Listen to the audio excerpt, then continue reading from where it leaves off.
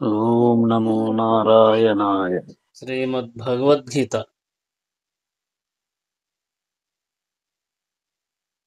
ఇవం ఇవం వివస్వతే యోగం ప్రోక్తవాన అమవ్యయాం వివస్వాన్మ వివస్వాన్మ నవే ప్రాహ మనురిక్ష్వాకవే బ్రవీత్.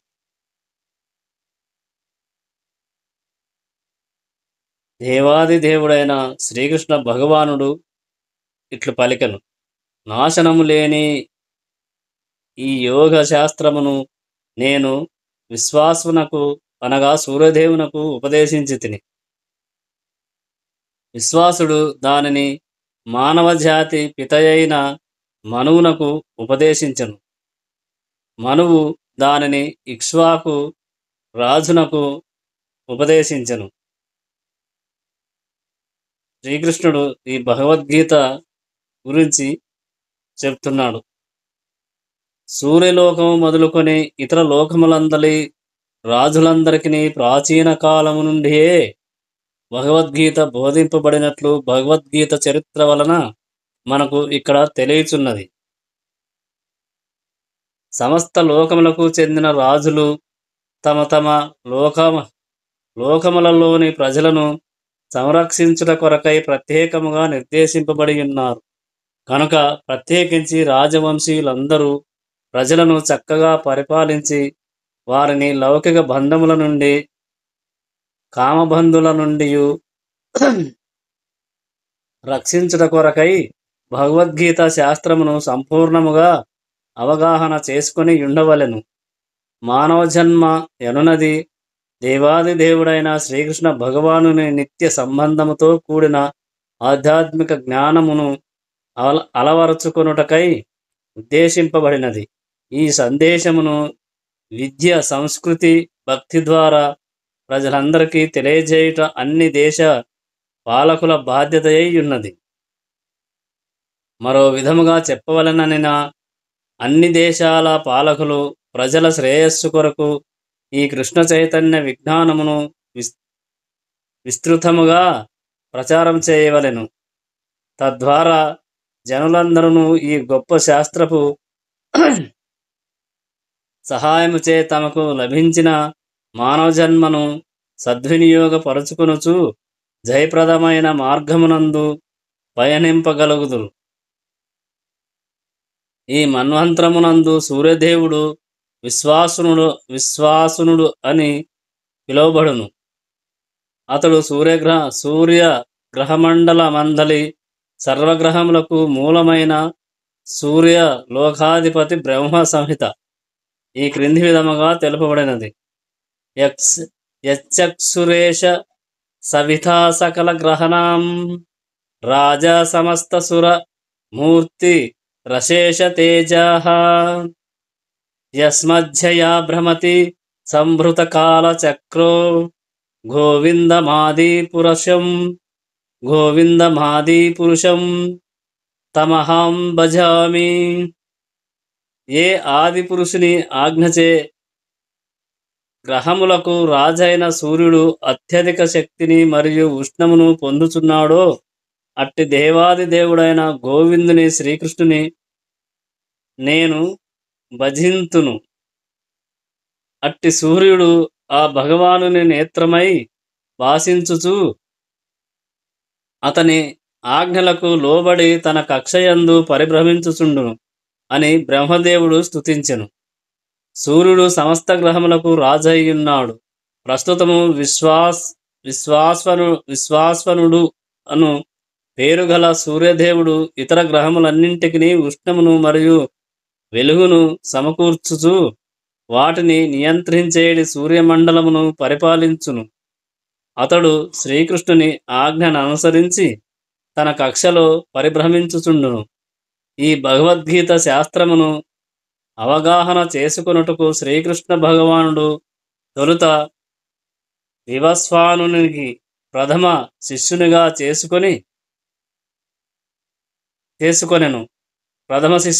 చేసుకొనెను. కనుకనే గీత అనాది కాలము నుండి వచ్చుచున్న ప్రామాణిక శాస్త్ర గ్రంథమే గాని అప్రామాణికమైన లౌకిక పండితుల కొరకు ఉద్దేశింపబడిన ఊహాకల్పితమైన గ్రంథము కాదు. మహాభారతము శాంతి పర్వము 348, 51, 52 నందు భగవద్గీత యొక్క చరిత్రను ఈ క్రింది విధముగా మనము కనుగొనవచ్చును.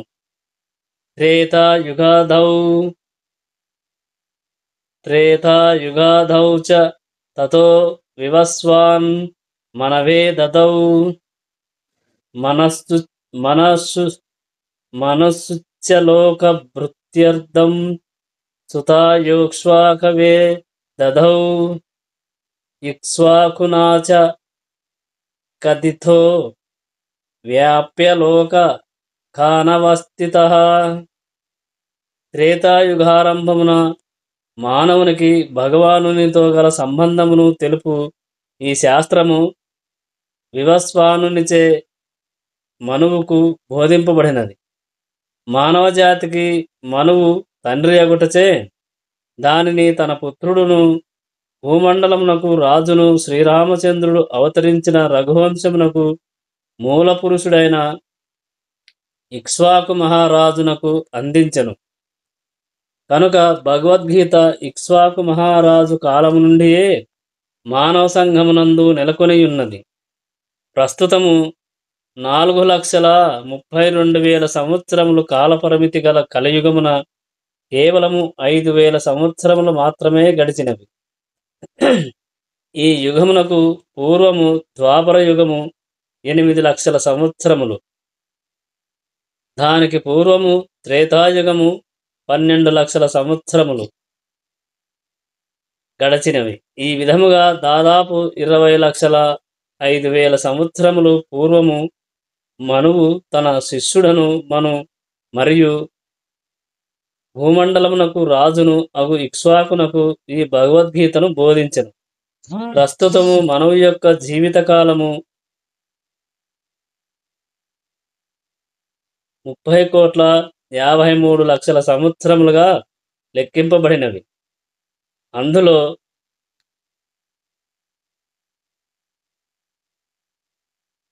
12,04,00,000 సంవత్సరములు మాత్రమే గడిచినవి. మనువు జన్మించుటకు పూర్వమే భగవద్గీత భగవానునిచే తన శిష్యుడైన వివస్వానునకు సూర్యదేవునకు తెలుపబడిన విషయము అనుసరించి దాదాపు 12,04,00,000 సంవత్సరములకు పూర్వమే ఇది చెప్పబడినట్లు భావింపవచ్చును. అదే జ్ఞానము మానవ సంఘమున దాదాపు 20 లక్షల సంవత్సరముల నుండి వ్యాప్తి ఎందున్నది. 5,000 సంవత్సరములకు పూర్వము శ్రీకృష్ణ భగవానుడు తిరిగి దానిని అర్జునునకు ఉపదేశించెను. గీతను అనుసరించియు గీతను ఉపదేశించిన శ్రీకృష్ణ భగవానుని అనుసరించియు ఇదియే భగవద్గీత యొక్క స్థూల చరిత్ర. సూర్యదేవుడైన వివస్వంతుడు కూడా స్వయముగా క్షత్రియుడును మరియు సూర్యవంశ క్షత్రియులందరికీ పూర్వ పితామహుడు తండ్రియును అగుట చేత అతనికి ఈ భగవద్గీత జ్ఞానము బోధింపబడినది. భగవద్గీత శ్రీకృష్ణ భగవానుని చేత స్వయముగా ఉపదేశింపబడుట చేత వేద సదృశమైనట్టిది. గీతలోని జ్ఞానము అపౌరుషేయము, మానవాతీతము అయి ఉన్నది. మానవ కల్పిత వివరములతో సంబంధము లేకుండా వేదమునందలి ఉపదేశములను కూడా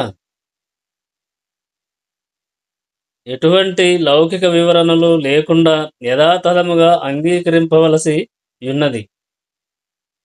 లౌకిక విద్వాంసుల తమ ఇష్టానుసారం భగవద్గీతను గూర్చి ఊహాగానాలను చేయవచ్చును, కానీ అది ఎన్నటికీ భగవద్గీత యథాతథము కాజాలదు. కనుకనే భగవద్గీతను యథాతథముగా గురు శిష్య పరంపర నుండి అంగీకరింపవలెను. అట్టి దివ్యజ్ఞానమును శ్రీకృష్ణ భగవానుడు తొలుత సూర్యదేవునికి బోధింపగా, సూర్యదేవుడు తన పుత్రుడైన మనువునకు పిదప మనువు తన పుత్రుడైన ఇక్ష్వాకునకు బోధించినట్లుగా ఇక్కడ వర్ణింపబడినది. శ్రీకృష్ణుడు ఇలా అంటాడు, ఈ దివ్యజ్ఞానము ఈ విధముగా గురు శిష్య పరంపరాక్రమమున గ్రహింపబడినది. రాజర్షులు దానిని ఆ విధముగా అవగతము చేసుకునేది. కానీ కాలచక్రమున ఆ పరంపర విచ్ఛిన్నమగుట వలన ఆ శాస్త్రము నశించినట్లుగా కనిపించుచున్నది. రాజర్షులు ప్రజలను పాలించుటయందు భగవద్గీత ప్రయోజనమును నెరవేర్చవలెను. కనుక వారి కోరికే ప్రత్యేకముగా ఈ గీతాజ్ఞానము ఉద్దేశింపబడినదని ఇక్కడ స్పష్టముగా తెలుపబడినది. నిశ్చయముగా ఇది దానవ ప్రవృత్తి గల వారికి ఉద్దేశింపబడలేదు. ఎవ్వరికి లాభము చేకూరునట్లుగా వారు దీని విలువను నష్టపరచుటయే కాకుండా వ్యక్తిగత అభిప్రాయములను అనుసరించి దీనికి వివిధములైన వివరణలను కల్పించుచుందురు. ఈ విధముగా గీత యొక్క మూల ప్రయోజనమును అటువంటి అధర్మపరులైన విపరీత వ్యాఖ్యతలచే నష్టపడినప్పుడు గురు శిష్య పరంపరను తిరిగి పునఃస్థాపించుటకు అవసరమేర్పడును. శ్రీకృష్ణ భగవానుడు 5000 సంవత్సరములకు పూర్వము దివ్యమైన గురు పరంపర విచ్ఛిన్నమైనదని గుర్తించి గీతా ప్రయోజనమును నష్టమైనట్లుగా కనిపించుతున్నదని అతడు ప్రకటించెను. అట్లే ప్రస్తుత కాలమున కూడా అనేక గీతా వ్యాఖ్యానములు ముఖ్యముగా ఆంగ్లంలో వ్యాప్తి ఎందునున్నను అవి అన్నీయును ప్రామాణిక పరంపరాగతములు కావు. లౌకిక విద్వాంసులు రచించిన వ్యాఖ్యానములు అనేకము లభించుచున్నను. దాదాపు వారందరూ శ్రీకృష్ణుని దేవాది దేవునిగా అంగీకరించి ఉండలేదు. కానీ వారు శ్రీకృష్ణ భగవానుని వచనములపై ఆధారపడి గొప్ప వ్యాపారమును మాత్రం కొనసాగించుదురు. ఇది దానవ ప్రవృత్తి. ఎందుకనగా దానవులు భగవానుని యందు విశ్వాసము ఉంచకున్నను భగవానుని సంపదలను అనుభవించవలెనని వాంఛించుచుందురు. గురు శిష్య పరంపరాగతమైన వివరణలతో కూడిన భగవద్గీత సంపుటములు ఆంగ్ల భాష యందు వెలువరించుట అవసరమై ఉన్నందున ఈ రచన యత్నము చేయబడుచున్నది. యథాతథముగా అంగీకరింపబడిన భగవద్గీత మానవ సంఘమంతటికి గల ఒక గొప్ప వరప్రసాదము. కానీ అట్లుగాక దీనిని ఒక కాల్పనిక తాత్విక గ్రంథముగా స్వీకరించినచో అది కాలమును వృధా పరిచినట్లే కాగలదు. శ్రీకృష్ణుడు ఇలా అంటాడు, నీవు నా భక్తుడవు మరియు మిత్రుడవు కావున ఈ శాస్త్రము ఉత్తమమైన రహస్యమును అర్థము చేసుకొనగలవని భగవానునితో గల సంబంధమును తెలియజేయు పురాతన శాస్త్రమును నేడు నీకు తెలుపుచున్నాను. శ్రీకృష్ణుడు అర్జునునకు ఇలా ఉపదేశించెను. సురులు, భక్తులు మరియు అసురులు అని మానవులలో 2 తరగతుల వారు కలరు. అర్జునుడు గొప్ప భగవద్భక్తుడైనందున భగవానుడు అతనిని ఈ గొప్ప శాస్త్రమునకు గ్రహీతగా ఎంచుకొనెను. ఈ గొప్ప రహస్య శాస్త్రమును గ్రహించుట దానవ ప్రవృత్తి గల వారికి సాధ్యము కాదు. ఈ దివ్య జ్ఞాన గ్రంథమునకు అనేక వ్యాఖ్యానములు కలవు. ఈ వ్యాఖ్యానములు కొన్ని భక్తులచే రచింపబడగా మరికొన్ని దానవ ప్రవృత్తి గల వారిచే రచింపబడి ఉన్నవి. భక్తుల వ్యాఖ్యానములు యథాతథములు కాగా దానవులు రచించినవి నిష్ప్రయోజనములై ఉన్నవి. అర్జునుడు శ్రీకృష్ణుని దేవాది దేవునిగా అంగీకరించెను. అర్జునుడు అడుగుజాడలను అనుసరించి రచింపబడిన ఏ గీతా వ్యాఖ్యానమైనను ఈ దివ్యశాస్త్రమునకు చేయబడు యథార్థ భక్తియుక్త సేవ కాగలదు. దానవ ప్రవృత్తి గలవారు శ్రీకృష్ణ భగవానుని యథాతథముగా అంగీకరింపరు. అంతేకాకుండా వారు శ్రీకృష్ణుని గూర్చి ఏవేవో కల్పనలను చేయుచు శ్రీకృష్ణుని బోధనల నుండి సామాన్య పాఠకులకు పెడత్రోవ పట్టింతురు.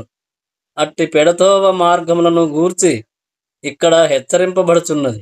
కనుక ప్రతి ఒక్కరూ అర్జునుని నుండి వచ్చిన గురుశిష్య పరంపరను అనుసరించుటకు యత్నించి శ్రీమద్ భగవద్గీత అనేడి ఈ దివ్య శాస్త్రము ద్వారా లబ్ధి పొందవలెను. అర్జునుడు ఇలా పలికెను: సూర్యదేవుడైన వివస్వానుడు జన్మచే నీ కంటెను పూర్వుడు అట్టి ఎడ ఆదిలో నీవీ శాస్త్రమును అతనికి ఉపదేశించితివనుటను నేనెట్లు అర్థము చేసుకొనగలను కృష్ణ అని అర్జునుడు పలికెను. అర్జునుడు శ్రీకృష్ణ భగవానుని యొక్క పరమభక్తుడు అయినచో శ్రీకృష్ణుని వచనములను విశ్వసింపకుండుట ఎట్లు సంభవించెను? వాస్తవమేమనగా అర్జునుడు ఈ విషయమును తన కొరకు గాక దేవాది దేవుని యందు విశ్వాసము లేని వారి కొరకు, లేదా శ్రీకృష్ణుడు దేవాది దేవుడనేది విషయమును అంగీకరింపని దానవ ప్రవృత్తి గల వారి కొరకు ప్రశ్నించుచున్నాడు. అనగా వారి కొరకై అర్జునుడు దేవాది దేవుని లేక శ్రీకృష్ణుని గూర్చి తానేమి తెలియని వాని వలె ఈ విషయమును విచారణ కావించుచున్నాడు. శ్రీకృష్ణుడు దేవాది దేవుడనియు సర్వమునకు మూలమనియు పరతత్వపు చరమానుభూతి అనియు అర్జునుడు సంపూర్ణముగా ఎరిగియుండెను. అయినను ఆ దేవాది దేవుడు కూడా దేవకీ దేవికి పుత్రునిగా ధరిత్రిపై అవతరించెను. శ్రీకృష్ణుడు ఎట్లు దేవాది దేవునిగను ఆది పురుషునిగను నిలిచియున్నాడో అర్థము చేసుకొనుట సామాన్య మానవునకు చాలా కష్టం. కనుకనే ఆ విషయమును స్పష్టపరచుటకై శ్రీకృష్ణుడు ఒక్కడే ఈ విషయమును గూర్చి ప్రామాణికముగా చెప్పగలడని భావించి నందున అర్జునుడి ప్రశ్నను అడిగియుండెను. శ్రీకృష్ణుడు పరమ ప్రామాణికుడనేది సత్యమును ఈనాడే కాకుండా అనాది నుండి కూడా సమస్త ప్రపంచము అంగీకరించెను. దానవులు మాత్రమే దానిని నిరాకరింతురు. శ్రీకృష్ణుడే అందరి చేత అంగీకరింపబడిన పరమ ప్రామాణికుడని అర్జునుడు ఈ ప్రశ్నను అతని ముందుంచుచున్నాడు. తద్వారా దానవ ప్రవృత్తి గల వారిచే వివరింపబడుటకు బదులుగా శ్రీకృష్ణుడు తనను గూర్చి తానే ప్రత్యక్షముగా వివరించుటకు ఒక అవకాశము ఏర్పడగలదు. అట్టి దానవ ప్రవృత్తి గలవారు దానవ స్వభావులైన తమ అనుయాయుల కొరకై సదా వక్రభాష్యము కావింతురు. కానీ వాస్తవమునకు ప్రతి ఒక్కరూ తమ శ్రేయస్సు కొరకు కృష్ణ సంబంధ విజ్ఞానము నెరుగుట ఎంత అవసరమో కనుక శ్రీకృష్ణుడే తనను గూర్చి తాను ప్రవచించినప్పుడు అది సమస్త లోకములకు మంగళకరమగును.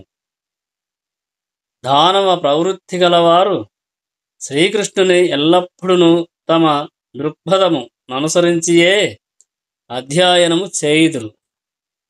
కనుక దేవాది దేవుడే తనను గూర్చి వివరించు వివరములు వారికి వింతగా తోచినను వాస్తవమునకు భక్తులెవరైనా వారు శ్రీకృష్ణుడే స్వయముగా పలికిన విషయములను హృదయపూర్వకముగా అంగీకరింతురు. శ్రీకృష్ణుని గూర్చి అధికాధికముగా తెలుసుకొనుటకు భక్తులు ఆరాటపడుచుందురు. కనుక భక్తులు శ్రీకృష్ణుడు తెలిపిన ప్రామాణిక వచనములను ఎల్లప్పుడూ భక్తితో ఆరాధింతురు. శ్రీకృష్ణుని సామాన్య మానవునిగా భావించు నాస్తికులు కూడా ఈ విధముగా శ్రీకృష్ణుడు మానవాతీతుడనియు సచ్చిదానంద విగ్రహుడనియు దివ్యుడనియు త్రిగుణాతీతుడనియు దేశకాల ప్రభావములకు అతీతుడనియు ఎరుగగలుగుదురు. అర్జునుడు వంటి భక్తుడు శ్రీకృష్ణుని దివ్యస్థితిని గూర్చి ఎట్టి అపోహలను కలిగియుండడు.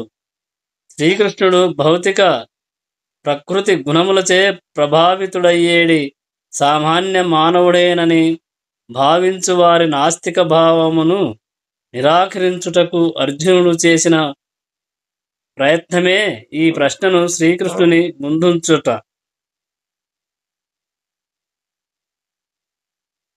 దేవాది దేవుడు శ్రీకృష్ణుడు ఇలా పలికెను: ఓ పరంపరా, నీకును మరియు నాకును పలు జన్మలు గడిచినవి.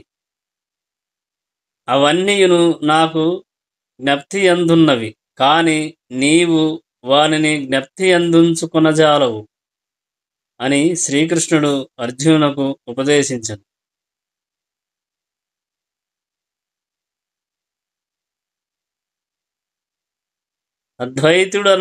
అద్వైతీయుడను అచ్యుతుడను అనాధియును అగు దేవాది దేవుడైన గోవిందుని శ్రీకృష్ణుని నేను భజింతును.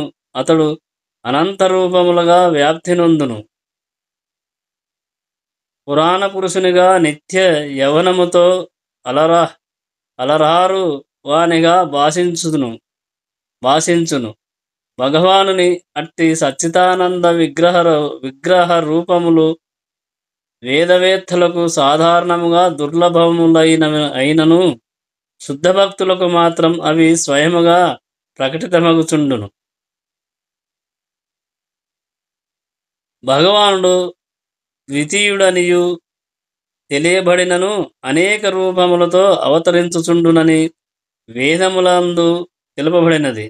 అతడు అనేక రంగులను మార్చినను వాస్తవమునకు మార్పు రహితముగా నుండు వైఢూర్యమనితో అతనిని పోల్చవచ్చును.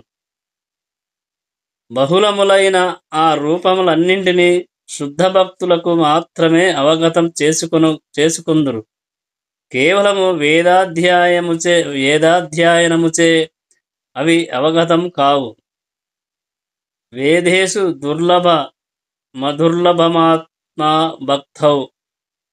అర్జునుని వంటి భక్తులు శ్రీకృష్ణ భగవానుని నిత్య సహచరులు భగవానుడైనప్పుడు అవతరించినను వివిధ స్థాయిలలో అతనిని సేవించుటకై ఆ నిత్య సహచరులైన భక్తులను అవతరింతురు.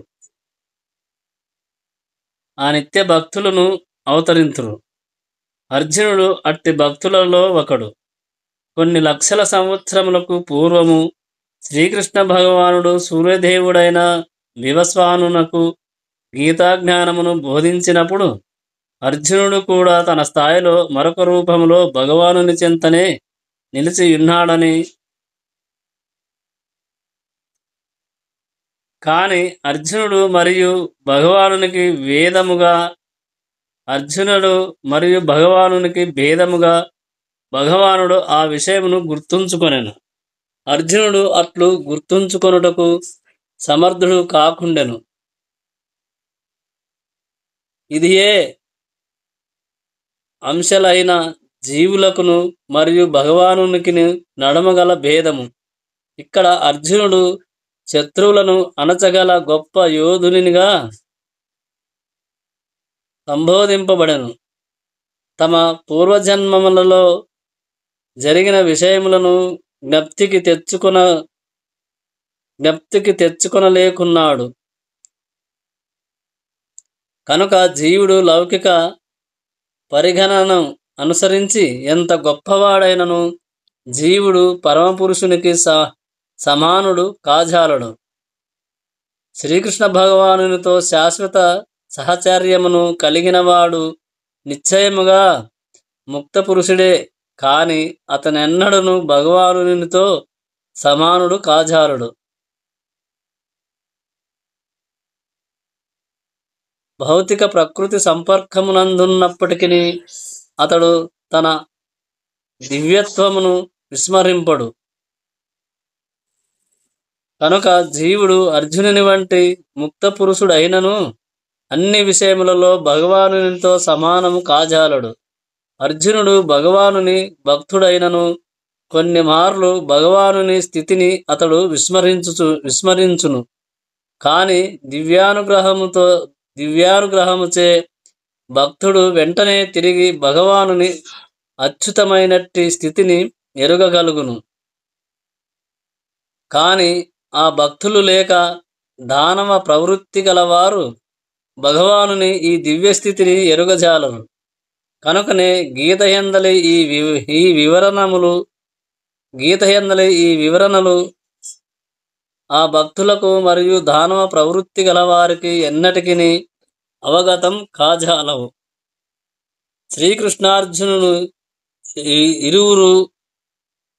శ్రీకృష్ణార్జునులిరువురును స్వభావరీత్యా నిత్యులైనను లక్షలాది సంవత్సరముల పూర్వము తాను చేసిన కర్మలన్నింటినీ శ్రీకృష్ణ భగవానుడు జ్ఞప్తించుకొనగా అర్జునుడు అట్లు జ్ఞప్తి ఎందుంచుకొనలేకపోయెను. జీవుడు తన దేహ పరివర్తనము వలన సర్వమును విస్మరించుననియు మరియు శ్రీకృష్ణ భగవానుడు తన సచ్చిదానంద దేహమును మార్చని కారణముగా సర్వమును జ్ఞప్తి ఎందుంచు కొనుననియు మనమిక్కడ గమనింపవచ్చును. అతడు అద్వైతుడు. అతనికి మరియు అతని దేహమునకు మధ్య భేదము లేదు. అతనికి సంబంధించిన ప్రతిదీయును బ్రహ్మమే. కాని బద్ధజీవుని విషయమున అతని ఆత్మ దేహము కంటెను భిన్నమైనది. భగవానుని మరియు అతని దేహమునకు భేదము లేకుండుటచే అతడు భౌతిక జగత్తునందు అవతరించినను అతని స్థితి సామాన్య జీవుని స్థితికి ఎల్లప్పుడూ భిన్నముగా నుండును. భగవానుని ఇట్టి దివ్య స్వభావమును దానవ ప్రవృత్తి గలవారు అవగతం చేసుకొనజాలరు. ఈ విషయమును భగవానుడే వివరించును.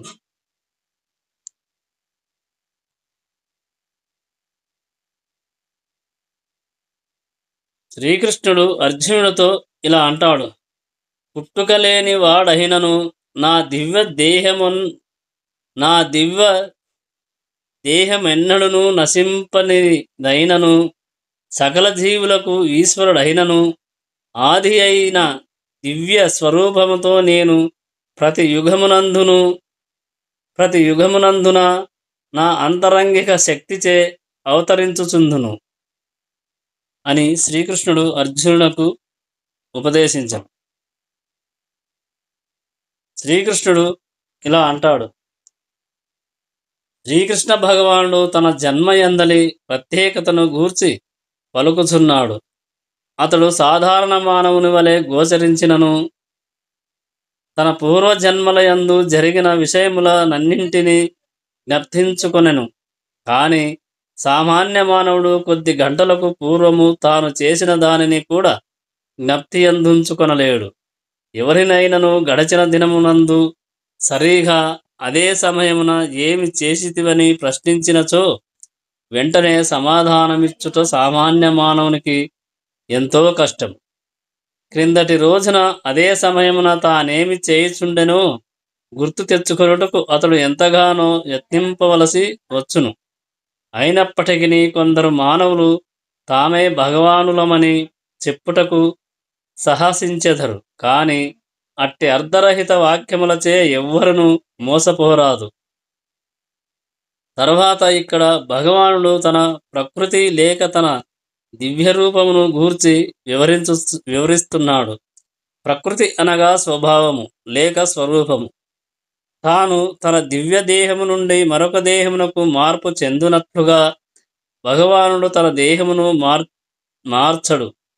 బద్ధజీవుడు ప్రస్తుత జన్మమున ఒక రకమైన దేహమును, మరుసటి జన్మమున మరొక రకమైన దేహమును పొందవచ్చును. అనగా భౌతిక జగత్తునందు జీవుడు స్థిరమైన దేహమును కలిగియుండడు. అతడు ఒక దేహము నుండి మరొక దేహమునకు మార్పు చెందుతూనే యుండును. కాని భగవానుడు ఎన్నడను అట్లు మార్పు చెందడు.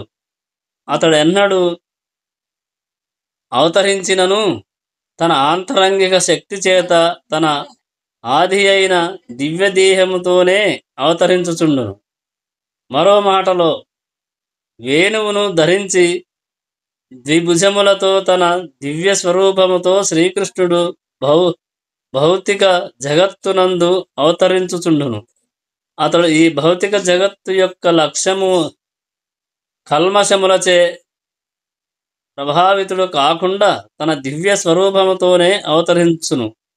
అతడు జగదీశ్వరుడైనను దివ్య దేహముతోనే అవతరించినను సామాన్య జీవుని వలనే జన్మను గ్రహించినట్లుగా గోచరించును. భౌతిక దేహం వలె అతని దేహము మార్పు చెందకపోయినను అతని దేహము కూడా శైశవము నుండి బాల్యము నుండి యౌవనమునకు మార్పు చెందుచున్నట్లు గోచరించును. కానీ ఆశ్చర్యకరమైన విషయమేమనగా అతని దేహము యౌవనము పిదప ఎటువంటి మార్పునకు గురికాదు. కురుక్షేత్ర యుద్ధకాలము నాటికి శ్రీకృష్ణుడు తన గృహమునందు మనుమల నెందరినో కలిగి ఉండెను.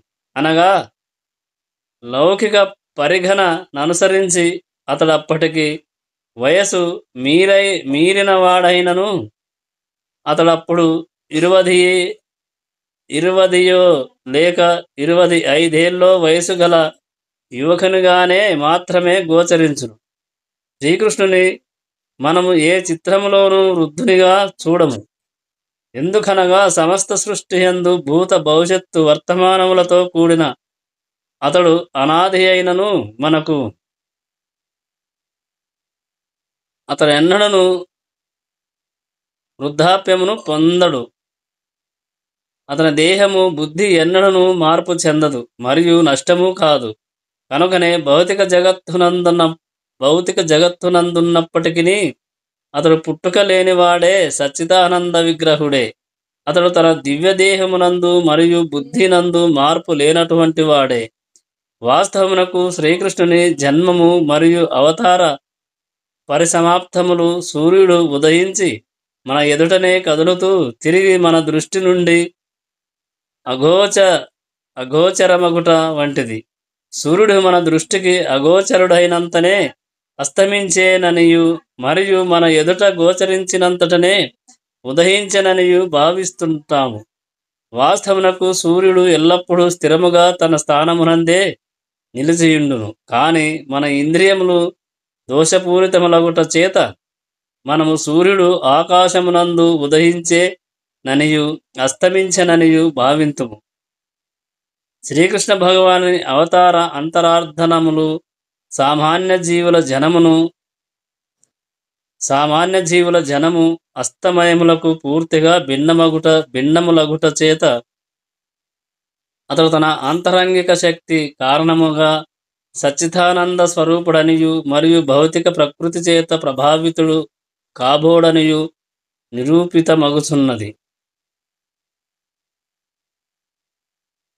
దేవాది దేవుడు పుట్టుక లేనివాడైనను అనేక అవతారములుగా జన్మించి చుండునని నిర్ధారించుచున్నది. పద్మపురాణము కూడా భగవానుడు జన్మించినట్లు గోచరించినను దేహాంతర పరిణామం లేనివాడై యుండునని తెలుపుచున్నది. శ్రీకృష్ణుడు తన తల్లి ఎదుట చతుర్భుజములతో మరియు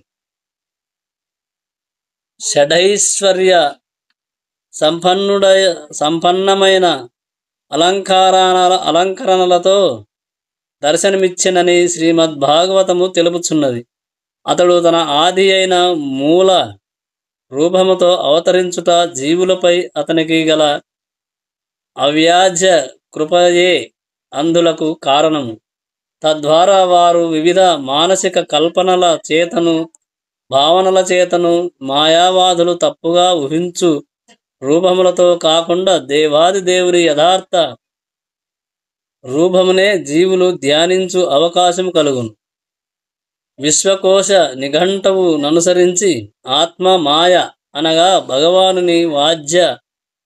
భగవానుని అవ్యాజ కృప అని భావము.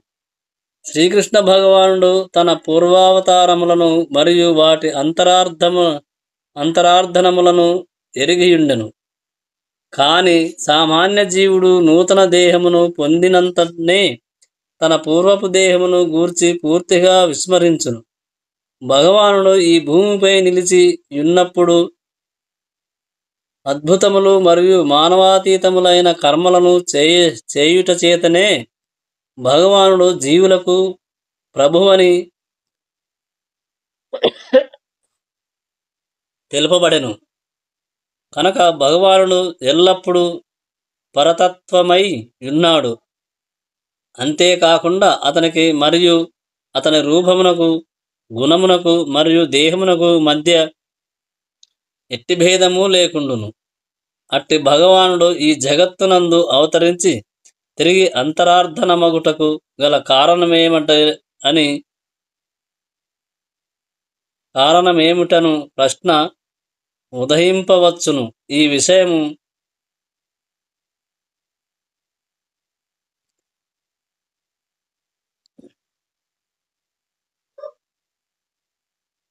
తర్వాతి శ్లోకంలో తెలుపబడును.